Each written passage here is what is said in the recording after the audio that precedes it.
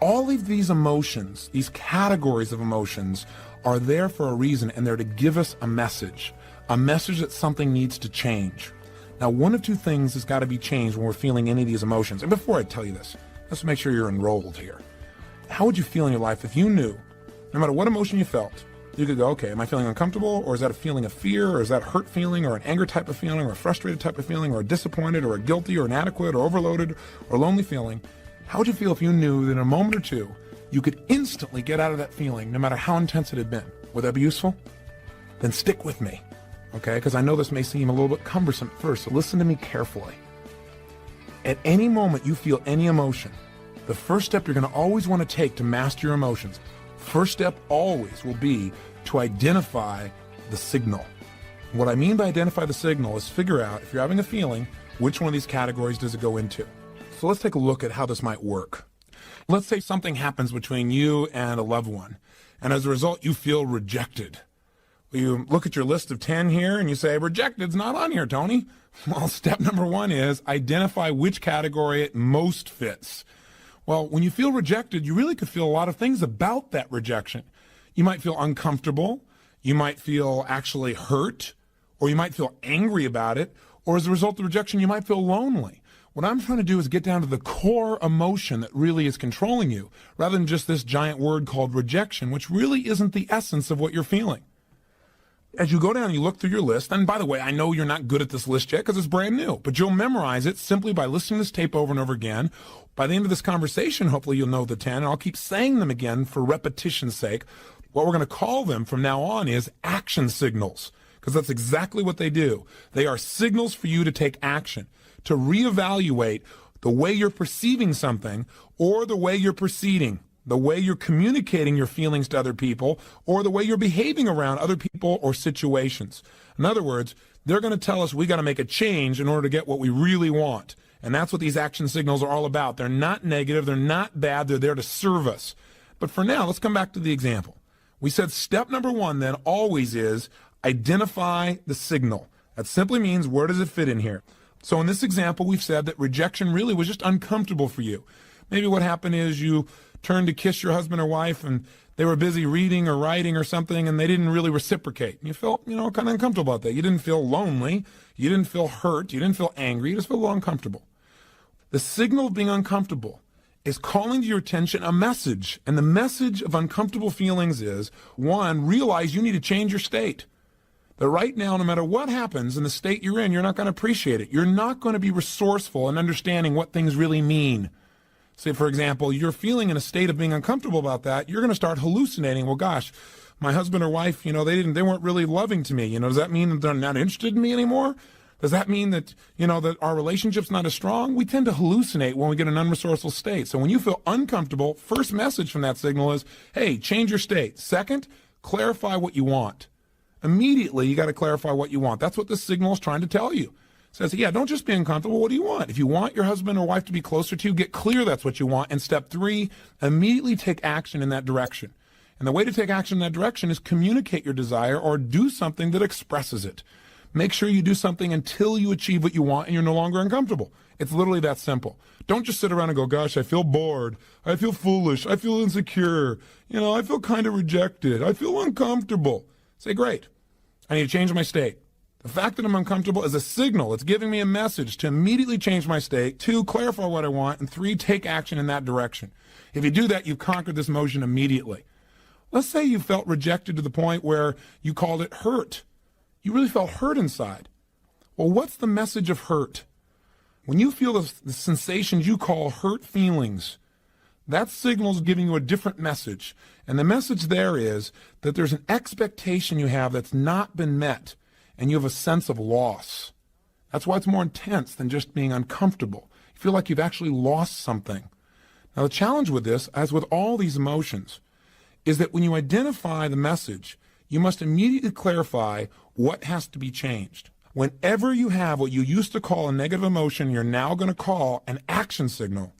You know that action signal is signaling you need to change one of two things. Either your perception or your procedure. Now let me clarify what I mean by that.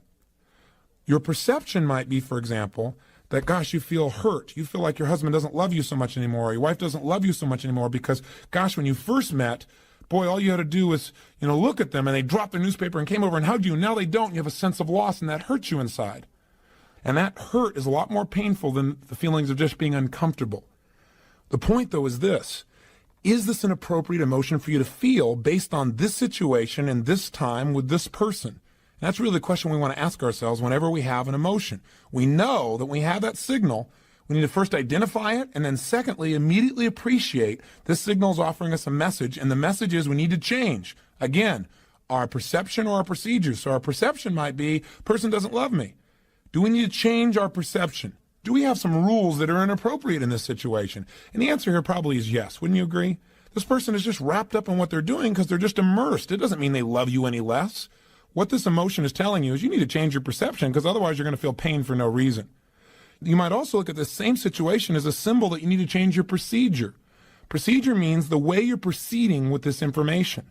In other words, what this may be is a signal to you that you really aren't communicating your real needs to your husband or to your wife. Maybe what you need to do is change your procedure, and instead of feeling hurt or instead of feeling uncomfortable, turn to your husband or wife and say, honey, I know you're wrapped up in your work.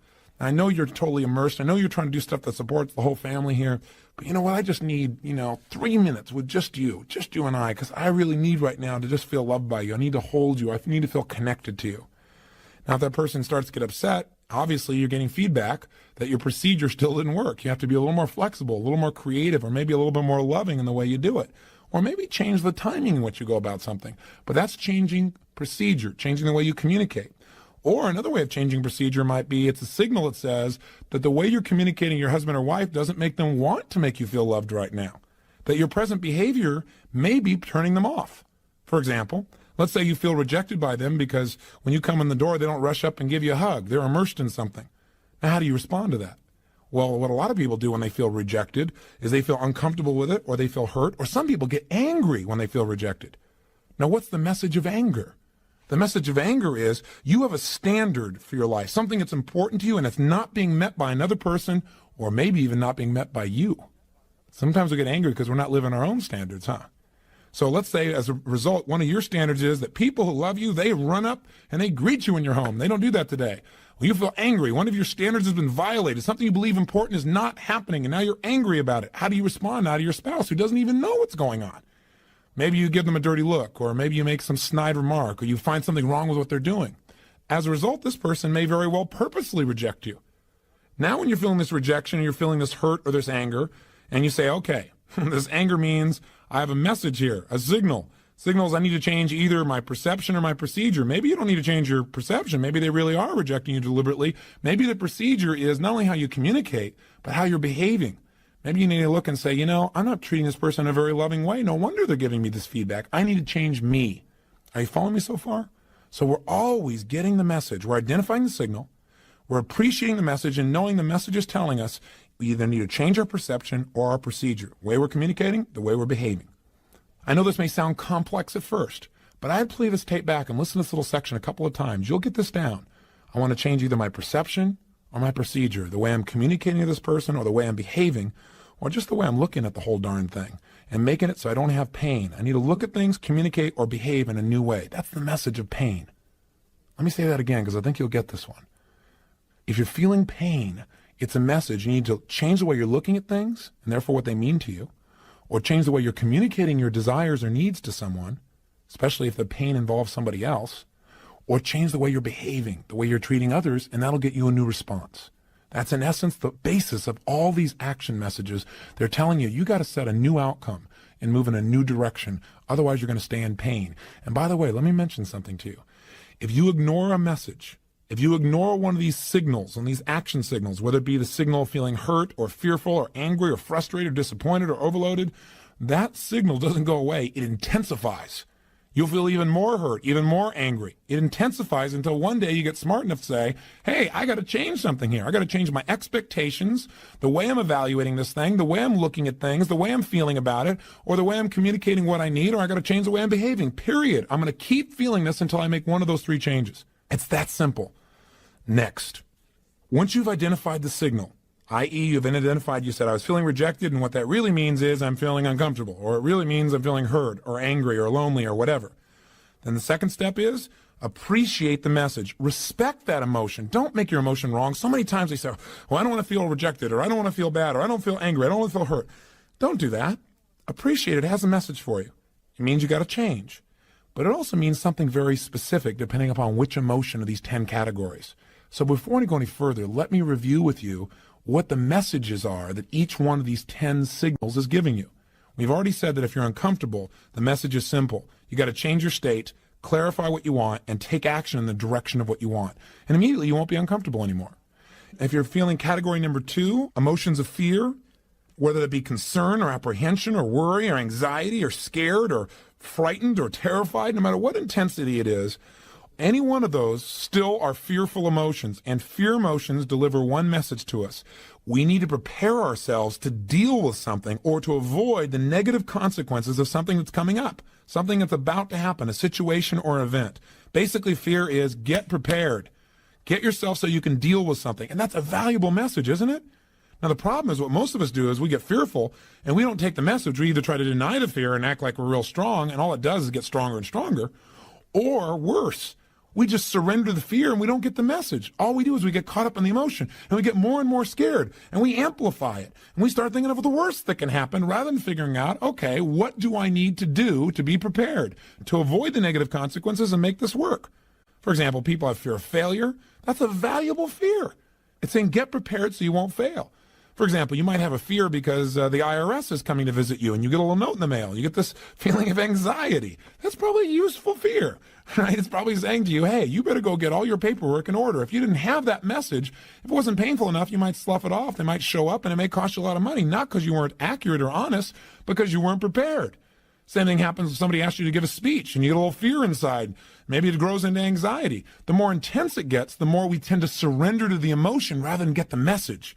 That's why we may want to convert fear and say, well, I'm a little concerned. And what I'm concerned about is I need to prepare for the speech so I do the best possible job and I'll feel confident instead of fearful. Now, again, with each of these emotions, we want to hear the message and see is the message appropriate. You may already be prepared. You may be as prepared as you can get. There's a limit to what you can do, right? There's a point where you have to have some faith. At that point, you might just have to say, you know what? This is a message I need to change my perceptions, not my procedures. I'm prepared by my procedures. I know what to do. I know how to do it. But I got to stop focusing on this thing being the worst possible situation. I just need to decide to become confident now, to focus on it working instead of it not working. The third category of emotions, those of hurt feelings, give us a signal and a message that says you have an expectation that's not been met and you have a feeling of loss. I.e., you expected somebody to keep their word and they didn't. That hurt your feelings. Or you expected someone never to share something that you told them privately and they told somebody else. And now you feel hurt. You feel a sense of loss of intimacy with them or loss of trust. And that sense of loss is what creates that feeling of hurt inside of us. What do we need to do? It tells us immediately that we have to evaluate, is there really a loss here? Again, do we need to change our perception? Maybe you just didn't communicate to this person that when you told them this, you wanted them to keep this information private. Maybe you haven't lost anything. Maybe you just have to change your way of communicating your needs, or again, change your behavior. The next category is anger. That's the fourth category. And again, emotions like irritation or feeling livid or furious or enraged or resentful, all of these fit into this category. Any of these emotions are simply signals giving you a message, and the message here is that an important rule that you have in your life has been violated by someone else or maybe even by you. See, when we think something's really important and somebody violates that rule, we get upset about it. How we deal with that upset will determine a great deal how much pain or pleasure we really experience in our lives and how close we get to other people or how much we push them away from us. In other words, if somebody violates your standards, that's the message. What you're supposed to do with that message is real simple. Communicate that you have a standard. Communicate that you know it's only your rule. It isn't necessarily their rule, but you need their help. So if we use the earlier example where you shared something in confidence with someone, but you didn't tell them it was in confidence, you expected them to know that, and you didn't just feel hurt, you felt angry about it, then the bottom line is instead of beating that person up, you need to go to that person and communicate in a different way. right? Change the way you're communicating, change your procedure, and say, I know you didn't understand this to be private, but this is really important to me, and you need to deal with it as quickly as possible. Anger is usually an outgrowth of hurt. In other words, when you're hurt, you have a feeling of loss. Something you expected didn't work out. When you're angry, it's because it's something you think is really important that wasn't handled, or you've got a lot of hurts that have built up and you've not expressed them, you've not communicated them. So anger is usually a signal that something you believe is really important has been violated by someone or yourself, or that you've had a lot of hurts that you've not expressed that have built up until their anger. How do you deal with it? Change your perception. Maybe this person wasn't trying to hurt you at all. Change your procedure. Communicate better what your real needs are, or change your behavior. Tell people up front, hey, this is private. Promise me you won't share this with anybody because it's real important to me. Either way, you'll get out of your anger quickly. It's simply a signal that says you need to clarify with the people what your rules are and get them to agree to meet them, or you need to compromise them possibly. Some things you get angry about, you're going to get angry about for the rest of your life. And you better identify those things and realize that those are just your standards. They're not everybody's standards. And if you go around being upset because everyone doesn't live by your rules, you're going to be upset your whole life. So again, maybe you need to change your perceptions, change your rules so that life is a lot simpler and a lot less painful for you. The fifth category of emotions, frustration. These action signals are telling you you need to change your approach to achieving your goal. Whatever you're going after, you're not going to get it the way you're doing it right now. That's why you're frustrated. You keep trying to get the same result by doing the same thing over and over again. There was a definition given a long time ago about insanity.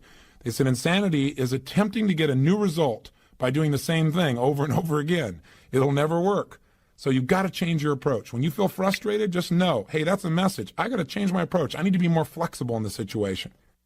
Category number 6, disappointment. If you start to feel disappointed, that's a signal. And that signal is bringing you a message. And the message is that you need to realize that an expectation you had, an outcome you're going after, is not going to probably happen unless you change your expectation and make it more appropriate for the situation at hand. In other words, maybe you wanted something to happen in too short a period of time. Realize disappointment says you need to change your expectations. You need to change simply your view of things and come up with a more appropriate outcome for the time that you have involved, the people you have involved, the situation you have involved. So that's the message. Listen to it. Utilize it. Don't keep re-experiencing disappointment and stacking it until you feel overloaded, or overwhelmed, or hopeless, or inadequate, which are emotions we'll talk about later. But first, let's talk about the next one. The 7th major category of emotions are guilt or regret emotions.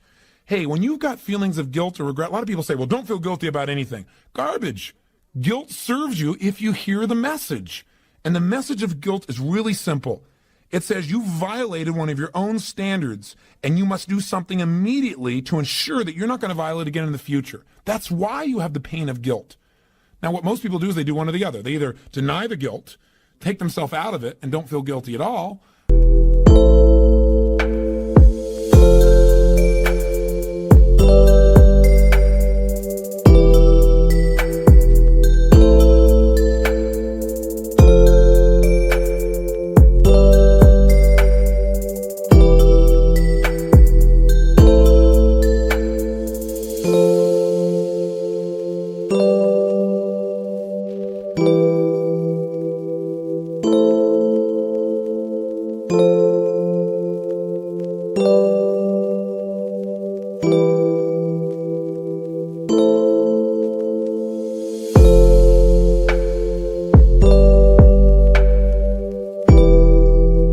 which, I agree you shouldn't stay in guilt, but if you just deny the guilt and don't get the message, the guilt's going to come back. It'll get you sooner or later. It's back there. It's deep. It's dark. It'll get you.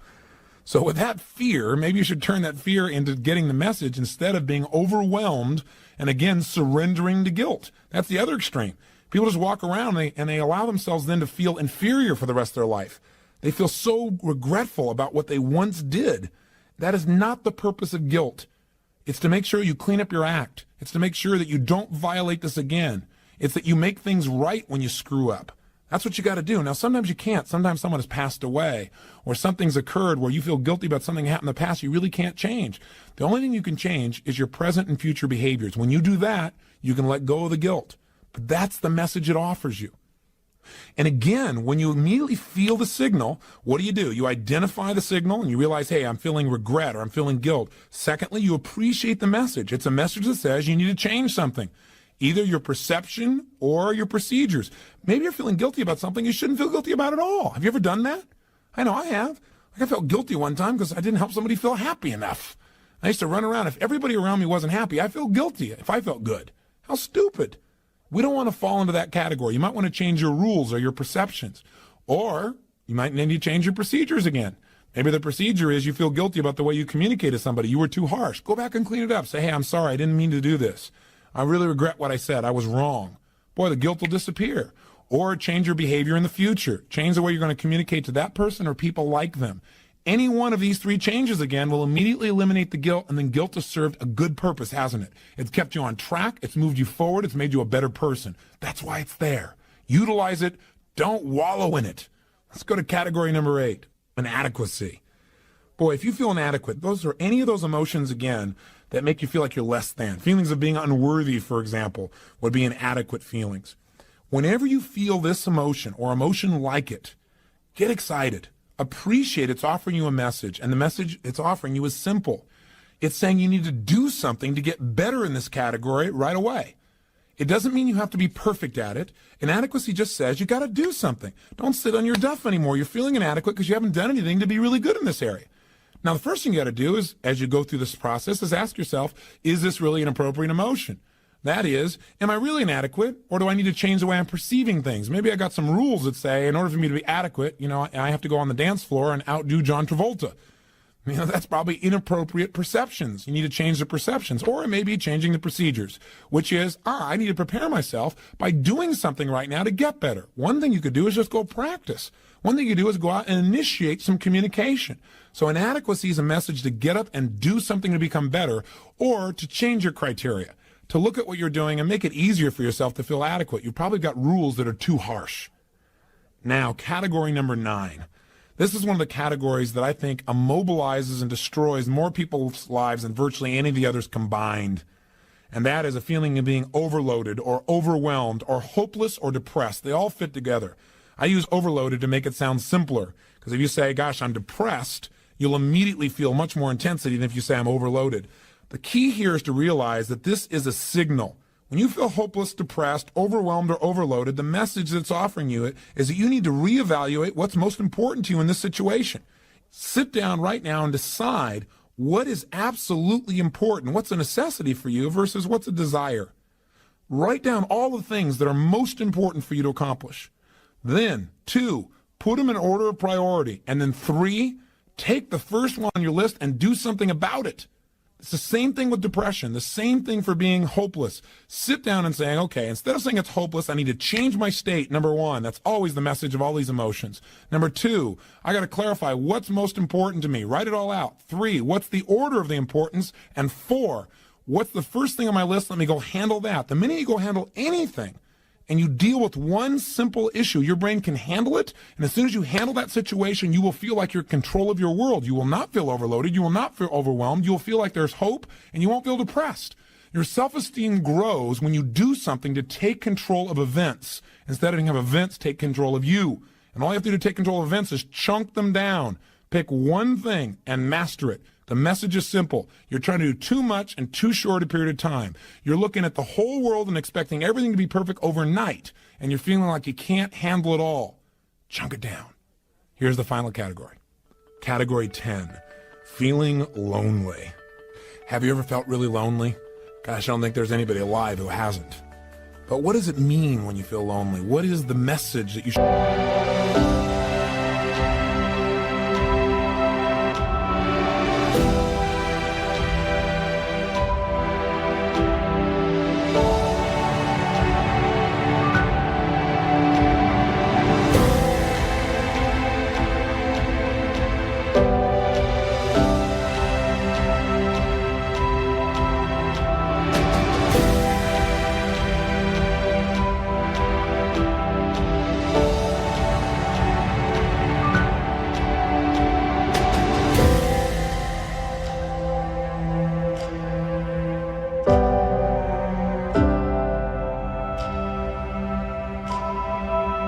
get from that signal.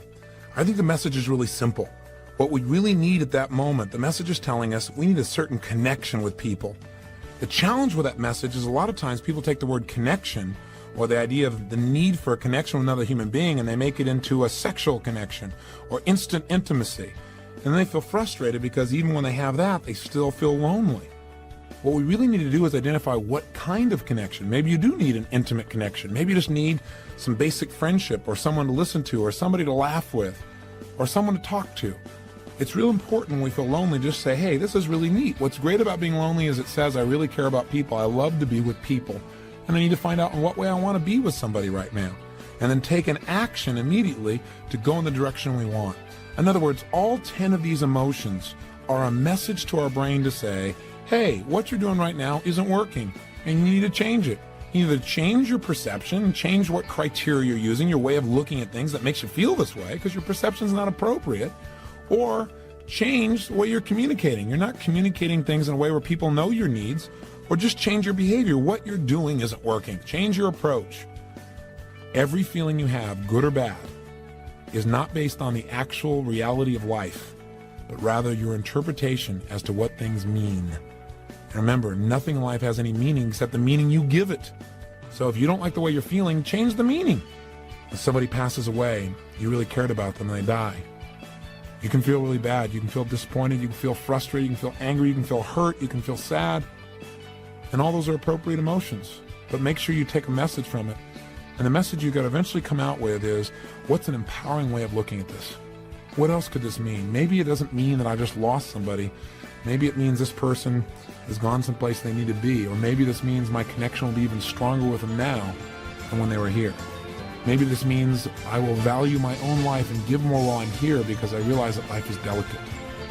Choose meanings that empower you in life instead of assuming that meanings that disempower you. It's a final message to remember.